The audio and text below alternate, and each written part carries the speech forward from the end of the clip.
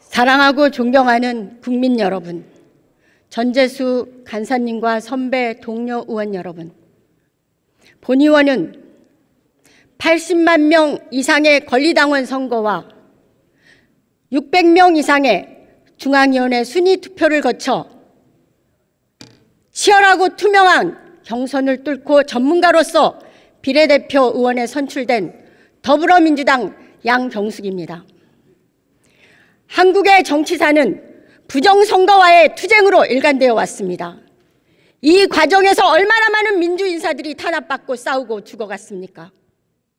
우리는 선거를 하되 협잡을 못하도록 제도를 개선해 왔고, 지금의 선거제도는 국민들의 민심을 조금이라도 더 잘 반영하기 위한 처절하고 지난한 과정을 거친 역사적 투쟁의 결과입니다.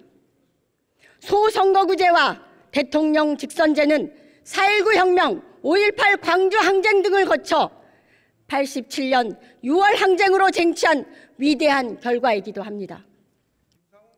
우리 국민들은 가열찬 투쟁으로 민주주의의 진전과 그 반작용으로 인한 후퇴도 거치면서 세계사적 유례가 없는 높은 정치적 각성과 정치의식을 갖게 되었고, 선거제도에서는 그 어떤 여론조사에서도 흔들리지 않는 소선거구제를 훨씬 더 선호하게 되었습니다. 그렇기 때문에 지금 백가쟁명식으로 제기되고 있는 장황한 선거구제 논의가 실상은 불순한 정치적 의도에 의해 좌우되고 있다는 생각을 지울 수가 없습니다.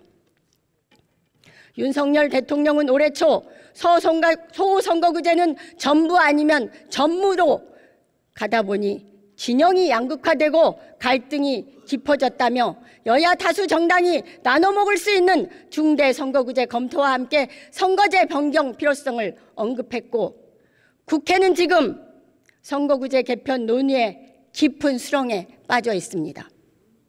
윤석열 대통령은 겨우 0.7%인 24만여 표 차이로 당선되었는데, 검사 독재로 1년 만에 국격은 추락했고 경제사회 외교할 것 없이 나라가 몰락의 길을 걷고 있습니다. 정치는 이미 실종되었고 협치를 해야 할 거대 야당과의 영수회담은커녕 야당 대표 때려잡기에만 몰두하고 있습니다. 이런 상황에 뜬금없이 대통령이 나서 중대선거구제를 제기하고 나선 것은 야당에 대한 분열 책동이 아닌가 세간의 우려가 큽니다. 해방 후 우리 헌정사에서 중대선거구제가 시행된 것은 군사 쿠데타 세력에 의한 포갑적 독재가 극에 달했던 양경숙 의원님, 박정희 유신 정권의 선거제에 대한 의견을 좀 말씀해 주세요. 그리고 군대를 동원해 양민을 학살하고 신군부 쿠데타로 정권을 찬탈한 전두환 정권 때까지 이어졌습니다. 1973년 박정희 유신 정권부터 1985년 전두환 파쇼 정권까지 중선거구제로 4차례 총선을 치렀지만, 그 특징은 국회의원 정수의 3분의 1을 대통령이 추천하는 유정의 의원으로 채우거나 비례대표 의석 전체의 3분의 1을 제1당이 무조건 가져가도록 되어 있었습니다. 결국 국민의힘 전신인 군사 쿠데타 독재 정권은 중선거구제와 비례대표의 여당 독식이라는 구조로 유지되었던 것입니다.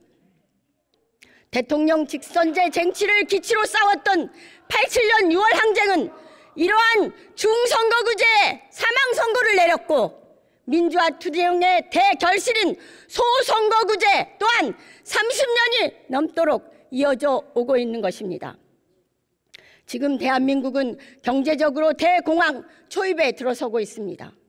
서민들과 소상공인 자영업자들은 벼랑 끝으로 내몰리고 있습니다. 그런데 하루가 멀다 하고 외교안보 참사에 공포정치가 횡행하고 국민 안전은 위협받고 전쟁 위협까지 겹쳐 불안이 가중되고 있는 가운데 가장 바람직한 의사결정은 합의를 도출해내는 것인데, 과연 이런 방식으로 22대 국회의원 선거제가 어떻게 하나의 결론에 도달할 수 있을지 강한 의구심이 듭니다.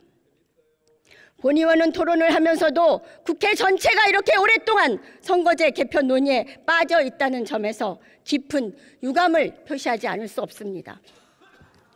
선거는 도대체 왜, 무엇 때문에 합니까? 저는 선거의 기능이 심판에 있다고 생각합니다. 전 세계 많은 국가들이 소선거구제를 채택하는 가장 큰 이유는 심판의 명료성 때문입니다. 국민들의 입장에서 잘했거나 앞으로 잘할 것으로 보이는 쪽은 이기고 못했거나 잘할 비전이 보이지 않는 쪽은 심판받고 패하게 되는 것 아닙니까? 물론 현행 구도에서는 지역구도의 문제를 타파하기 어렵습니다. 그렇기 때문에 본의원은 소선거구제와 더불어 권역별 비례대표제 도입을 제안합니다. 정당의 기반이 취약한 지역에서도 권역별로 다양한 정당의 의원들이 진출할 수 있게 되고 각 정당이 지역에 뿌리내릴 수 있는 의석 기반을 만들 수 있기 때문입니다.